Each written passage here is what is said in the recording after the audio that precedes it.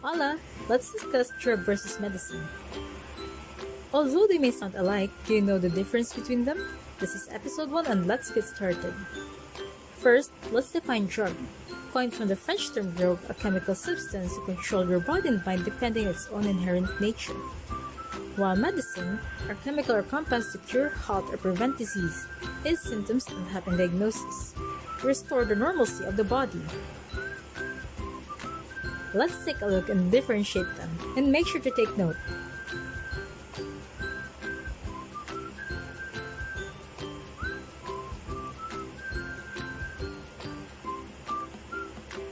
Although drug is used synonymously with medicine, drug has negative connotations because drug may refer to illegal addictive substances.